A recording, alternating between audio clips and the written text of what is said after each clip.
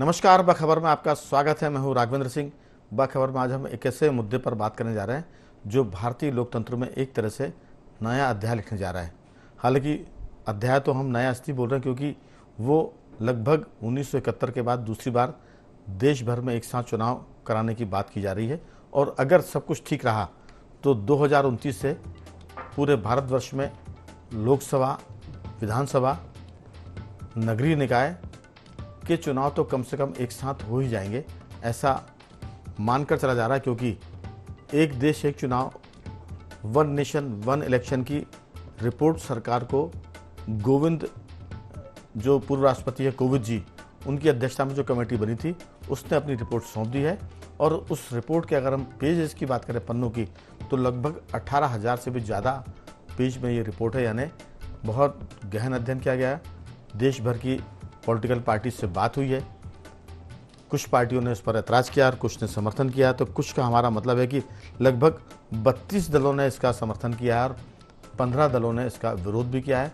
इस मामले में जो न्यायविद है उनसे भी बात हुई है, अधिवक्ताओं से बात हुई है। तो कह सकते हैं कि बड़ी गहनता से इस पर बातचीत हुई है।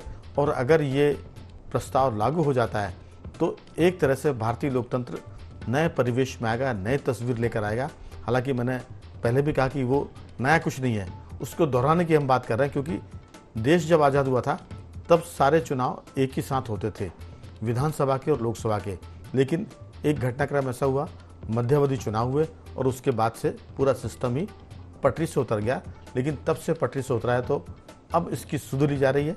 तो उम्मीद करते हैं कि इसके बाद मामला लोकसभा में जाएगा, नई सरकार गठित होगी और लोकसभा में इस पर चर्चा होगी, वहाँ से ये पास होगा, फिर ये राज्यसभा में जाएगा, राज्यसभा से पास होने के बाद राष्ट्रपति के पास जाएगा अनुमोदन के लिए, और फिर ये देश भर में लागू हो जाएगा।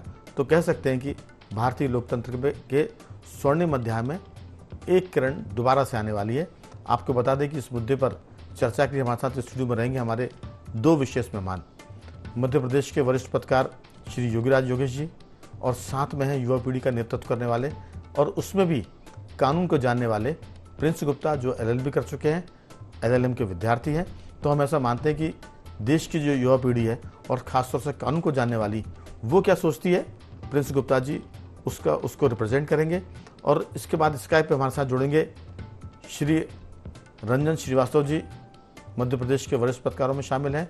और साथ में जुड़ेंगे टेलीफोन पर हमारे ग्रामीण परिवेश के जानकार सामाजिक कार्यकर्ता श्री रमेश सिंह जी। आप सभी का बहुत बहुत स्वागत है। चर्चा की शुरुआत के पहले मध्य प्रदेश के मुख्यमंत्री के इस पर क्या कहते हैं और कांग्रेस के वरिष्ठ नेता भूपेंद्र गुप्ता जी क्या कहते हैं, वो सुनते हैं और फिर करेंगे चर्चा की शुरुआत। एक साथ चुनाव होना चाहिए और एक साथ चुनाव होने से विकास के बहुत सारे अवसर मिलते हैं। अलग अलग राज्यों में अलग अलग प्रकार के चुनाव जब पूरे साल चलते हैं तो विकास बाधित होता है। और यह हमारी भारतीय जनता पार्टी की भी अवधारणा शुरू से ही है। मैं माननीय प्रधानमंत्री जी की इस भावना का सम्मान भी करता हूँ। पिछले समय में कमेटी बनाई थी और वो निश्चित रूप से आने वाले समय में एक देश एक चुनाव। मोदी जी ने जो है 2014 में आते ही पहले ये सुगुफा छोड़ा था और विधि आयोग से राय मांगी थी। विधि आयोग ने इसका विरोध किया था और कहा था कि ये जो है सही समय नहीं है इस तरह की बात करने का। आजादी के बाद से 1952 से जब से चुनाव शुरू हुए हैं, इसी तरह से एक साथ चुनाव हुआ करते थे। लेकिन परिस्थितियों का जब निर्माण हुआ, कहीं पर किसी नेता की मृत्यु हो गई, विधायकों की मृत्यु हो गई, कहीं पर जो है अविश्वास प्रस्ताव के कारण सरकारें गिर गईं, तो जो है ये परिवर्तन किया गया कि जब जहां की अवधि हो उसके अनुसार चुनाव कराए जाएं। भारतीय जनता पार्टी जो है पुराने, वैसे तो 70 साल को कोसती रहती है, लेकिन 70 साल के ही प्रयोगों को बार बार दोहराकर अपने नाम की जो है पर्ची चिपकाना चाहती है। तो सवाल है कि श्रेय कौन ले? देश हित में श्रेय किसी भी के भी खाते में जाए, कांग्रेस के खाते में जाए, बीजेपी के खाते में जाए, एनडीए के खाते में जाए, इंडिया गठबंधन के खाते में जाए, लेकिन देश का हित होना चाहिए। आज हमारी चर्चा इसी पर केंद्रित है क्योंकि कांग्रेस समेत 4 पार्टियों ने इसका विरोध किया था और हाई कोर्ट के 3 पूर्व मुख्य न्यायाधीश भी इसके खिलाफ थे। चर्चा में उनका भी जिक्र होगा, लेकिन इस पर हमने कहा कि चर्चा की शुरुआत के लिए हमारे साथ स्टूडियो में कानून के जानकार, कानून के विद्यार्थी प्रिंस गुप्ता हैं, हमारे साथ वरिष्ठ पत्रकार साथी श्री योगीराज योगेश हैं और स्काइप पर जुड़ गए हैं वरिष्ठ पत्रकार रंजन श्रीवास्तव जी, और टेलीफोन पर हैं रमेश सिंह जी, चर्चा की शुरुआत योगीराज जी आपके साथ। इस पूरे मैच की ओपनिंग आप कर रहे हैं और फिर नॉन स्ट्राइकर पर खड़े हमारे प्रिंस गुप्ता जी, मैं उनसे पूछूंगा, फिर आऊँगा रंजन जी की तरफ। योगीराज जी, आपका इसमें क्या सोचना है? देश के लोकतंत्र के एक अध्याय में, पुराना अध्याय लेकिन नए सिरे से जुड़ने जा रहा है, कैसे देखते हैं? अगर इस पर सब कुछ ठीक रहा तो 2029 में देश भर में एक साथ चुनाव होंगे। नई पीढ़ी के लिए तो मेरे ख्याल से नया तजुर्बा होगा। हम लोग भी मेरे ख्याल से जिस समय ये चुनाव एक साथ होता था तब बच्चे रहे होंगे। अब अगर ऐसा मौका मिलता है तो हम शायद एक साथ 2-3 प्रत्याशियों के लिए वोट देंगे। लोकसभा, विधानसभा और नगरीय निकाय, ग्राम पंचायत के चुनाव शायद चर्चा में बाद में आ सकते हैं। आपकी राय?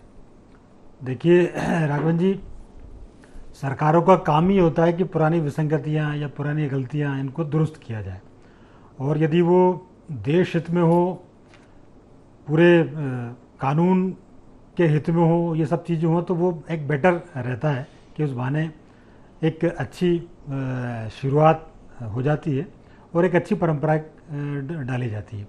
ये जो निर्णय, ये जो कमेटी ने अपनी सिफारिश की है, ये इसी दिशा में उठाएगा एक कदम है।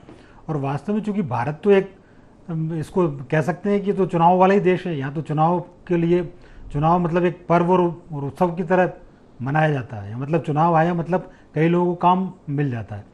तो केवल उन लोगों को छोड़ के जो इस दौरान अपना काम तलाशते हैं या लोगों को लगता है कि हमें रोज़गार मिल जाता है, बाकी अधिकांश जो लोग हैं वो इसके पक्ष में जाएंगे। क्योंकि हम सब ये जानते हैं कि बार बार चुनाव कराना कितना खर्चीला होता है, समय लगता है, और साथ साथ कर्मचारियों की भारी तादाद में लोग इसमें लगते हैं। ये तो 2-3 पहलू हैं जो सब जानते हैं। लेकिन इसकी आड़ में वो जो एक किसी भी विकास कार्य में रोड़ा होना है, किसी दफ्तर में आप जाओ, फलाने काम करना है, उन्होंने कहा साहब वो तो आचार संहिता लग गई साहब, इसके बाद ही कोई काम होगा। तो मतलब एक अनावश्यक बहाना मिल जाता है कि साहब चुनाव चल रहा है या आचार संहिता चल रही है, या आप देखते हैं साहब नई सरकार गठन होगी, उसके बाद क्या परिस्थितियाँ बनती हैं। तो ये सारे जो छोटे छोटे जो बहाने होते हैं, ये विकास में कहीं ना कहीं रोड़ा बनते हैं। यदि देश में एक देश एक चुनाव की तरफ बढ़ रहा है और 2029 में यदि ऐसा होता है तो मैं तो इसका स्वागत करूंगा, और नई चीज़ों का हमेशा स्वागत किया जाना चाहिए। हालांकि ये तो अपने देश में पहले भी होता रहा है, और चूंकि बार बार सवाल भी कई तरह के उठते हैं चुनाव को लेकर, चुनाव प्रक्रियाओं को लेकर। सबसे महत्वपूर्ण बात है कि नीति आयोग, विधि आयोग, चुनाव आयोग और तमाम जो जुडिशरी के जो लोग हैं वो भी इसके पक्ष में। कुछ चुनिंदा जिनका आपने जिक्र किया, कुछ राजनीतिक दल तो हमेशा विरोध में रहते हैं, कभी अपने ऐसा हुआ ही नहीं कि एक किसी डिसीजन पे सब सहमत हो जाएं। तो विरोध की उनकी अपनी वजह है, लेकिन मैं ये मानता हूँ कि ये अच्छी दिशा में उठाए गए एक कदम है, इसका स्वागत किया जाना चाहिए। बिल्कुल, लोकतंत्र में अगर विरोध ना हो तो फिर उसकी मुझे लगता है कि सुंदरता कम हो जाती है। विरोध का मतलब असहमति हो सकती है। विरोध को शब्द मेरे ख्याल से थोड़ा सा गलत है। चीज़ों में सहमति असहमति हो सकती है, लेकिन देश हित में समग्रता में फैसले करने की ज़रूरत है, क्योंकि नेशन फर्स्ट है। बाकी चीज़ें तो अपने आप चलती रहेंगी। इस देश ने एक साथ चुनाव भी देखे, फिर एक साथ चुनाव नहीं भी देखे, और अब फिर से एक साथ चुनाव होने की भी हम बात देख रहे हैं कि एक साथ चुनाव होने चाहिए। इसमें कौन सहमत हुआ, कौन असहमत हुआ, चर्चा के बीच में उन पार्टियों का, उन महत्वपूर्ण लोगों का जिक्र भी करेंगे। लेकिन अभी तो हम प्रिंस गुप्ता से जानना चाहेंगे कि प्रिंस, आप जैसे जो युवा लोग हैं, जो कानून के जानकार हैं, वो देश हित में एक साथ चुनाव को कितना ठीक मानते हैं और कितना इससे असहमति रखते हैं? अगर सहमत हैं तो क्या वजह है, और असहमति है तो उसके क्या कारण है? क्योंकि अभी तो इस पर चर्चा होगी लोकसभा में, फिर पक्ष विपक्ष के प्रस्ताव आएंगे, और जो अच्छे प्रस्ताव होंगे उसको इसमें समाहित सरकार करेगी, और जो प्रस्ताव इसके लायक नहीं होंगे उसको छोड़ भी दिया जाएगा। आपकी राय, आप इस पूरे मामले को किस ढंग से देखते हैं? शुक्रिया राघवेंद्र जी। तो जैसे कि हम सबको पता है कि अभी रिसेंटली रामनाथ कोविंद जी, जो हमारे पूर्व प्रधान राष्ट्रपति रहे हैं, उनने रिपोर्ट सबमिट की है जिसमें काफ़ी सारे सीनियर लीगल एक्सपर्ट्स, जिसमें senior advocate Harish Salve, academicians, Ghulam Nabi Azad, काफ़ी सारे मेंबर्स थे। उन सब की रिपोर्ट काफ़ी बल्कि है, 1800 पेजेस की है, काफ़ी कंसल्टेशन के बाद हुई है, 65 मीटिंग्स हुई हैं विद इन अ ईयर। तो इसमें काफ़ी डिलिब्रेशन हुआ है। उसके बाद उनके जो निष्कर्ष निकला है, उस निष्कर्ष पे हमको बात करना चाहिए। उसका जो निष्कर्ष रहे हैं वो ये है कि कॉन्स्टिट्यूशन के अगर जब तक बेसिक फीचर को डैमेज नहीं पहुंचा के अमेंडमेंट किया जाए कॉन्स्टिट्यूशन में, और उसके बाद अगर एक इलेक्शन होता है, वन नेशन वन इलेक्शन हो पाता है, तो ये हमें करना चाहिए आगे। इसके काफ़ी सारे फ़ायदे भी हैं, जैसे कि योगी राज जी ने बताया। इसके कुछ फ़ायदे ये हैं कि हमारे देश में काफ़ी ज़्यादा जो एक्सपेंसेस होते हैं इलेक्शन में, जैसे कि हमारा 2019 में जो 17th लोकसभा का इलेक्शन हुआ था उसमें करीब 60,000 करोड़ रुपए का एक्सपेंस हुआ था, एज़ कम्पेयर टू 1952 का इलेक्शन जब हुआ था फर्स्ट टाइम, उसमें 11 करोड़ का एक्सपेंस हुआ था। तो इस एक्सपेंस से हम बच जाएंगे। उसके अलावा जो और फ़ायदे इसमें ये हैं कि जो मॉडल कोड ऑफ कंडक्ट लगता है बार बार, चुनाव आचार संहिता जिसे हम कहते हैं, उसके चक्कर में काफ़ी बार जो सरकारें हैं वो फैसला नहीं ले पाती है। हर साल हमारे देश में कहीं ना कहीं 2, 3, 4 इलेक्शंस होते ही रहते हैं। कभी नेशनल लेवल पे होगा, कभी स्टेट्स में होगा, parliamentary elections, state elections, municipal council के इलेक्शंस भी होते हैं। तो उस आचार संहिता से हम बच जाएंगे। उसके अलावा जो वोटर्स फटीक है, जो एक बहुत बड़ा फैक्टर है, हर बार इलेक्शन होने से वोटर्स को बार बार जाना पड़ता है, वोट देना पड़ता है। काफ़ी बार ऐसा होता है, जैसे कि मैं रहने वाला भोपाल का हूँ और मैं दिल्ली में हूँ, मैं बार बार यहाँ वोट देने नहीं आऊँगा। काफ़ी सारे NRIs हैं जिस पे अब बात हो रही है, उनके वोटिंग राइट्स पे, वो वोट नहीं दे पाते हैं। तो एक ये बहुत बड़ा मुद्दा है जो रिजॉल्व हो जाएगा और वोटिंग टर्नआउट काफ़ी ज़्यादा होगी। इस बात का जिक्र कमेटी की रिपोर्ट में हुआ है। उसके अलावा जो कुछ नेगेटिव हैं इसके, जिसका विरोधी पार्टियां, जो अपोजिशन पार्टीज़ हैं इसमें, TMC है, आम आदमी पार्टी है जो विरोध कर रही है, वो ये बोल रही है कि जो बेसिक स्ट्रक्चर है कॉन्स्टिट्यूशन का, फेडरलिज्म, संघवाद जिसे हम कहते हैं हिंदी में, इसको डिस्ट्रॉय करेगा ये। SR बोमई का जो जजमेंट था 1994 का, जिसमें सुप्रीम कोर्ट ने बेसिक स्ट्रक्चर में फेडरलिज्म को भी डाला है और उसको कहा है कि फेडरलिज्म एक बेसिक स्ट्रक्चर का पार्ट है, इसको डाइल्यूट नहीं कर सकते आप, इसको अमेंड नहीं कर सकते आप। तो विपक्ष की पार्टियों का ये मानना है कि इसको डाइल्यूट करेगा कहीं ना कहीं ये। बट मुझे लगता है जिस तरीके की रिपोर्ट आई है, इसको लोकसभा में, राज्यसभा में पब्लिक कंसल्टेशन के लिए डिपार्टमेंटल स्टैंडिंग कमिटीज़ जो पार्लियामेंट है उसमें जाएंगी ये रिपोर्ट, उस पर डिस्कशन होगा, डिलिब्रेशन होगा, पब्लिक से रिकमेंडेशंस मांगे जाएंगे।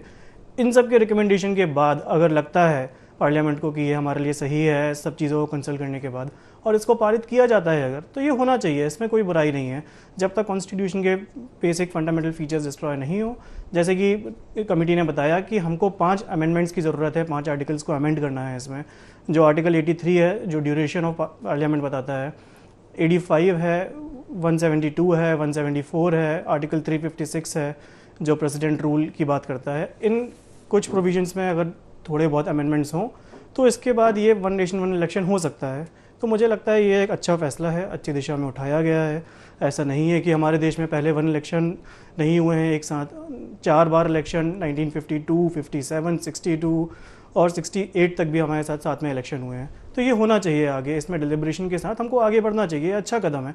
अगर हम विदेश में भी किसी कंट्रीज़ में देखें तो ब्रिटेन ने 2011 में एक एक्ट लाया जिसमें एक साथ इलेक्शन की एक पर्टिकुलर डेट बनाई गई है, इस डेट पे इलेक्शन होगा। USA में एक पर्टिकुलर डेट फिक्स है कि इस डेट पे इलेक्शन होगा पार्लियामेंट का, वहाँ पे प्रेसिडेंट का इलेक्शन होगा। उसके अलावा स्वीडन में ये होता है, 1 नेशन 1 इलेक्शन होता है। तो अगर बाकी सारी मैच्योर डेमोक्रेटिक कंट्रीज़ ये फॉलो कर रही है तो प्राइम मिनिस्टर मोदी का, सरकार का अच्छा फैसला है ये, इसको आगे लेना चाहिए सारी चीज़ों को कंसल्ट करके। बिल्कुल। और ये कहना भी मुझे लगता है थोड़ा सा गलत होगा कि ये NDA का फैसला है या BJP का है या मोदी का है। हमें लगता है कि ये देश के बारे में, देश की जनता के द्वारा लिया गया फैसला होगा। अगर ये 1 नेशन 1 इलेक्शन की बात होती तो मैं चर्चा में बता दूं कि इस पूरे मामले में कौन कौन सी पार्टियां समर्थन में इसके आई, कौन कौन सी विरोध में आई। तो उसमें AIUDF, TMC यानी तृणमूल कांग्रेस, OBC की party AIMIM, CPI Communist Party of India, DMK, Naga People's Front और समाजवादी पार्टी ने एक साथ चुनाव कराए जाने का विरोध किया है। AIA-DMK, all India Jharkhand student union, इसके अलावा Assam Gana Parishad, Biju Janata Dal, Lok Janshakti party, Mizoram national front, nationalist democratic progressive party, Shiv Sena, JDU, Sikkim Krantikari Morcha, Shiromani Akali Dal और यूनाइटेड पीपुल्स पार्टी ने भी इसका समर्थन किया है। BJP तो इसके समर्थन में है ही, लेकिन सवाल यही है कि आखिर देश के बारे में जो लोग सोचते हैं उसके बारे में पॉलिटिकल पार्टी क्या सोचती है, इस पर भी हम राय जानेंगे। रंजन जी, चुनाव का मौका है और चुनाव के मौके पर मुझे लगता है कि ये भी एक चुनावी मुद्दा बनने वाला है। जैसा CAA चुनावी मुद्दा बन रहा है, ऐसे 1 नेशन 1 इलेक्शन भी चुनावी नेताओं के बातचीत में इसका जिक्र बनेगा, मीडिया भी इस पर बात करेगी और ऐसा मान सकते हैं कि इस इलेक्शन में इन दोनों मुद्दे पर भी वोट पड़ेंगे। ऐसा लगता है कि अगर जो पार्टी विरोध कर रही है उनके समर्थन में लोग जाएंगे तो भी दिखेगा और इसके पक्ष में आएंगे तो भी दिखेगा। आपकी राय? राघवन जी, देखिए, अभी आपने बोला ही अपने वक्तव्य में कि पहले चुनाव साथ में होते थे, बाद में जो परिस्थितियां बनी, अलग अलग चुनाव होने लगे। जी। अब दिक्कत यह है वन नेशन वन इलेक्शन में कि किसी भी राज्य सरकार को अगर एक साथ चुनाव होने हैं तो कई जगह चुनाव तो अलग अलग हो रहा है। अभी कर्नाटक में हुआ, हिमाचल में हुआ, फिर मध्य प्रदेश में, सबका टाइम ड्यूरेशन अलग अलग है। जी। तो जैसा प्रिंस बता रहे थे कि कई अमेंडमेंट करने पड़ेंगे। अब दिक्कत यह है कि आप किसी भी सरकार को डिजॉल्व कैसे कर सकते हैं। अगर प्रेसिडेंट रूल लागू करना है तो इसी कंडीशन में होता है कि लॉ एंड ऑर्डर कोलैप्स हो गया हो। केवल चुनाव होना है, उसके ग्राउंड पे एक साथ चुनाव होना, उसी ग्राउंड पे किसी सरकार को डिजॉल्व कर नहीं सकते आप। तो वही अमेंडमेंट की बात हो रही है। ये तो पहला स्टेप हुआ। जी। दूसरा है कि जब भी प्रेसिडेंट इलेक्शन लगता है राघवन जी, तो 6 महीने के अंदर चुनाव करना अनिवार्य होता है। नई सरकार आनी होती है, उसको फिर एक्सटेंड कर सकते हैं 6 महीने के लिए। और उसमें खतरा है, अगर सरकार निष्पक्ष हो केंद्र में कोई दिक्कत नहीं है, लेकिन चूंकि चुनाव साथ मान लीजिए 2024 चल रहा है, ये चुनाव हो रहा है सारे राज्यों राज्य सरकार का और केंद्र सरकार का, तो अगला चुनाव 29 में होगा। अगर किसी कारण, जैसे मध्य प्रदेश में देखा हम लोगों ने और कई राज्यों में देखा जिस तरह से तोड़ फोड़ हो रही है, कोई पार्टी कर रही हो, कांग्रेस ने भी 356 का बहुत दुरुपयोग किया है, ऐसा नहीं है। तो अगर नीयत खराब हो जाए और सरकार गिर जाए तो क्या जो चुनाव होगा वो कभी बचे हुए ड्यूरेशन के लिए होगा या फिर रिमेनिंग पार्ट के लिए प्रेसिडेंट रूल होगा। अगर रिमेनिंग पार्ट के लिए प्रेसिडेंट रूल होना है तो एक तरह से केंद्र सरकार हावी रहेगी, उसी की सरकार रहेगी। और अगर 2-2.5 साल के लिए चुनाव होना तो ऐसा होता नहीं है। चुनाव 5, जैसे आपको केंद्र में याद होगा राघवन जी, 1996 में चुनाव हुआ, अटल जी जब 13 दिन के प्रधानमंत्री थे, 98 में हुआ 2 साल बाद, और एक साल बाद 99 में हुआ, फिर 2004-2009 इस तरह से। तो मुझे लगता है कि ये सब बातों पे रामनाथ कोविंद समिति ने देखा जरूर होगा, लेकिन जनता के मन में आशंकाएं भी है, क्योंकि डेमोक्रेसी के लिए जीते हैं, देश डेमोक्रेसी चलती है। तो मुझे लगता है जो भी डिसीजन हो, इन आशंकाओं को देख करके उनका निराकरण करके तभी आगे बढ़ना चाहिए। बिल्कुल, लेकिन लोग कहते हैं ना कि आवश्यकता आविष्कार की जननी होती है। बहुत पुराना ये एक तरह की लोकोक्ति है। अगर ये नियम लागू होता है तो फिर सरकारें भी इतने आसानी से नहीं गिरेंगी, क्योंकि उनको मालूम है कि अगर सरकारें गिर गई तो फिर हमको 2 साल 2.5 साल जो कार्यकाल बचा है वो राष्ट्रपति शासन के रूप में हमको देखना फेस करना पड़ेगा। तो हमें लगता है कि अब उस हिसाब से लोग अपनी पॉलिसी तय करेंगे, गिराने की भी और बनाने की भी।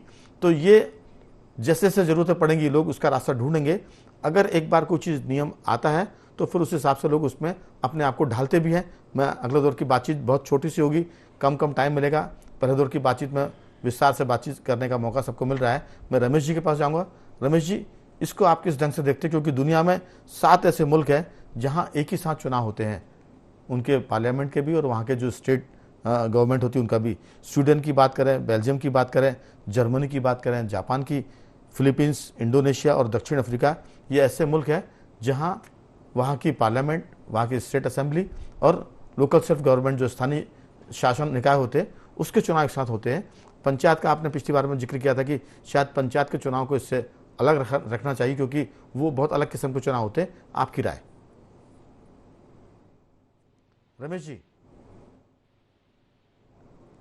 रमेश जी, हेलो, हाँ, आपकी आवाज आ रही है, बोलिए। दुनिया के कई संविधानों का सम्मिश्रण है। हमने दुनिया के कई संविधानों से अच्छी चीजें ली है। अब एक देश एक निर्वाचन में दुनिया में जहाँ जहाँ भी हो रहा है तो वहाँ उससे क्या फायदे हैं, क्या नुकसान है, इसका हमें फायदा लेना चाहिए। दूसरी सबसे बड़ी बात यह है कि भारत एक बहुत बड़ा देश है, बहुत सारे राज्य है। अच्छा, जब चुनाव होता है तो पूरा प्रशासन और पूरी मशीनरी और पूरे संसाधन उसमें झोंक दिए जाते हैं। जब बार बार प्रशासन चुनावों में एंगेज होता है तो इससे प्रशासन की कार्य क्षमता भी घटती है और प्रशासन की प्रक्रिया स्लो हो जाती है, वित्तीय भार आता है। तो इसलिए ये एक बहुत वायलेबल बिंदु है कि इस मुद्दे पे आगे बढ़ा जाना चाहिए। अगर भविष्य में कोई कमी बेसी दिखती है तो संशोधन होते रहेंगे। हमारे देश के संविधान में संशोधन हो चुके, तो ये कौन सी बड़ी चीज है। हम देखते हैं कि प्रैक्टिकली ग्राउंड के लेवल पे जब कोई कानून आता है तो ग्राउंड के लेवल पर उसमें कमियां होती, सरकारें उसमें संशोधन कर देती। कांग्रेस और ये जो पार्टियां विरोध कर रही है, ये राजनीतिक आधार पर बटा हुआ विरोध है। जो बीजेपी के विरोध में है वो विरोध कर रहा है, और उनका एक तो ये है कि सैद्धांतिक तौर पर वो बीजेपी से असहमति दिखाना चाहते, वो नहीं चाहते कि इसका श्रेय बीजेपी को मिले। दूसरी बात ये, उनको ये डर है कि अभी हमने देख रहे हैं पिछले 10 सालों से ट्रेंड देख रहे हैं चुनावों का, कि केंद्र के चुनाव का जो लोगों का जो पैटर्न है वोट देने का वो अलग होता है और राज्य का अलग। तो इन लोगों को ये डर है, खासतौर पर राज्य की जो पार्टियां हैं राज्य स्तर की, कहीं ऐसा ना हो कि जो केंद्रीय चुनाव होगा वही पैटर्न मतदाता राज्य के चुनाव में भी झोंक दे, तो उनको उसका नुकसान होने की संभावना है, इसलिए वो उसका विरोध कर रहे हैं। अच्छा, इसमें एक चीज और मैं बता दूं कि अगर ये व्यवस्था लागू होती है तो देश के लोकतंत्र में एक रूपता दिखाई देगी। हमारा 70 साल का लोकतंत्र है, लेकिन इसमें बहुत सारी विसंगतियां हैं। हम इसका रोज विश्लेषण करते हैं उन्हीं विसंगतियों का। अगर समय, अच्छा, इसमें समय की मांग है तो इस समय पे इन विसंगतियों को दूर करते रहना चाहिए। तो ये जो चुनाव है, बार बार जो होते हैं चुनाव, अब मतलब संसदीय प्रणाली में कई बार अपास प्रस्ताव से गिर जाती पार्टियां, कई बार बदल हो जाता, कई कारणों से हो जाती। तो ये एक बहुत बड़ी विसंगति है लोकतंत्र की। मेरे ख्याल से लोकतंत्र की इससे बड़ी विसंगति कोई नहीं है, और इस विसंगति को दूर होना चाहिए। इन तमाम मुद्दों पर तो जब ये प्रस्ताव सदन में, लोकसभा में जाएगा तो लोग चर्चा करेंगे, राज्यसभा में भी इस पर बातचीत होगी। लेकिन मैं बता दूं कि ये 8 सदस्यीय कमेटी थी जिसको पूर्व राष्ट्रपति रामनाथ कोविंद लीड कर रहे थे। उनके साथ उस कमेटी के जो मेंबर थे उसमें हरीश साल्वे जो हैं वो एक तरह से अंतर्राष्ट्रीय एडवोकेट हैं, भारत के अलावा वो बाकी जगह भी वकालत करते हैं। गृह मंत्री अमित शाह थे इसमें, अधीर रंजन चौधरी कांग्रेस के नेता, गुलाम नबी आज़ाद, और इसके अलावा NK सिंह 15वें वित्त आयोग के पूर्व अध्यक्ष, डॉक्टर सुभाष कश्यप लोकसभा के पूर्व महासचिव, और संजय कोठारी पूर्व मुख्य सतर्कता आयुक्त। ये 8 लोग थे और उन्होंने बड़ी मेहनत की और इसको 18,000 पेज से ज़्यादा की ये रिपोर्ट है, 18,623 करीब पेजेज इसमें आपकी। ये चूंकि अब बातचीत खत्म होने के दौर पर है तो मैं चाहूँगा कि योगीराज जी 2-4 वाक्यों में अंतिम टिप्पणी करें पूरी चर्चा को समाप्त करते हुए। देखिए, इसका जो विरोध हो रहा है वो कोई ठोस आधार पर विरोध नहीं हो रहा है जी। संविधान में संशोधन तो 150 से ज़्यादा कई बार संशोधन हो चुके हैं, और आवश्यकता के अनुसार संशोधन होने भी चाहिए और किए भी जाते हैं, पहले भी किए गए। तो केवल ये कहना है कि साहब संविधान संशोधन करना पड़ेगा और इतने सारे अमेंडमेंट करने पड़ेंगे, संघीय ढांचे पर प्रहार होगा, तो ये मैं नहीं मानता कि कोई तो पुख्ता कोई इनके पास विरोध के। एक बात है कि 2026 तक देश के 25 राज्यों में विधानसभा के चुनाव होने हैं। जरूर इस पर बात होगी क्योंकि 25 राज्य बहुत बड़ी संख्या है, तो इस पर कोई ना कोई रास्ता निकलेगा कि या तो चुनाव 2.5 साल के लिए किए जाएं जो इस राज्य में है, और 29 से चूंकि लागू ये किया जाएगा, तो ये बहुत सारी बातें जिस पर चर्चा होगी लोकसभा में। प्रिंस, आप क्या कहना चाहते हैं? देखिए राघवेंद्र जी, मैंने पहले भी कहा है, अगर कॉन्स्टिट्यूशन अमेंडमेंट अगर अच्छे तरीके से बहुत संक्षेप में 2-4 वाक्यों में, तो कॉन्स्टिट्यूशन अमेंडमेंट के थ्रू सरकार अगर ये चीज़ लाती है, कंसल्टेशन होती है, इसमें पब्लिक डिस्कोर्स में बात जाती है, पब्लिक बात करती है इसमें, और कंसेंसस से अगर पार्लियामेंट्री फॉर्म ऑफ गवर्नमेंट है, अपने यहाँ डेमोक्रेटिक फॉर्म ऑफ गवर्नमेंट है, उसमें होता है तो फिर ये होना चाहिए, इसमें कोई बुराई नहीं है। रंजन जी, आप कुछ कहना चाहेंगे? राघवेंद्र जी, देखिए जो भी राघवेंद्र जी ये डेमोक्रेटिक सेक्टर पे चीजें हो रही है जी, मेरा केवल कंसर्न है कि जो भी चीजें हो डेमोक्रेटिक में होने चाहिए, और कोई ऐसी जल्दबाजी नहीं होनी चाहिए जिससे हमारे संविधान को या देश के डेमोक्रेटिक जो नाम है, बिल्कुल, जो फिर ताने बाने उसको चोट पहुंचे। बिल्कुल, कम से कम जो नुकसान अभी हो रहा है, अगर व्यवस्था बदलने में इससे नुकसान थोड़ा सा कम होता है तो हम समझेंगे कि सौदा नुकसान का नहीं है। अभी बहुत सारे चुनाव होते हैं सालों में, उसकी वजह से छोटा चुनाव हो जाएगा तो बेहतर होगा। रमेश जी, 1-2 वाक्यों में अंतिम टिप्पणी। कि इसमें एक प्रावधान और जोड़ा है, जो चुनाव की पिटीशंस होती है उनको 6 महीने के अंदर अंदर उसका निपटारा होना चाहिए। पिटीशन दायर होती है और 5 साल रहता है। बिल्कुल, ये भी एक बड़ी बात है कि जो आपने मुद्दा उठाया ये पूरे देश का मुद्दा हो सकता है, और चर्चा में ये भी आएगा जो लोकसभा और राज्यसभा में बातचीत होगी। तो मैं चारों मेहमानों का धन्यवाद करूंगा। योगीराज जी, आपका साधुवाद, प्रिंस गुप्ता आपका बहुत धन्यवाद, रंजन जी आपका बहुत बहुत साधुवाद कि आपने चर्चा में हिस्सा लिया। और रमेश सिंह जी, आपका धन्यवाद, आपने जो आखिरी में मुद्दा उठाया कि जो चुनाव याचिकाएं होती है इस पर भी ठीक से और बहुत जल्द एक समय सीमा के भीतर फैसला हो, ताकि लोकतंत्र की बहाली में या लोकतंत्र को मजबूत करने में कानून भी अपनी भूमिका निभाए, अदालतें भी भूमिका निभाए। तो बखबर में सिर्फ इतना ही। बने रहिए हमारे साथ और देखते रहिए IND24।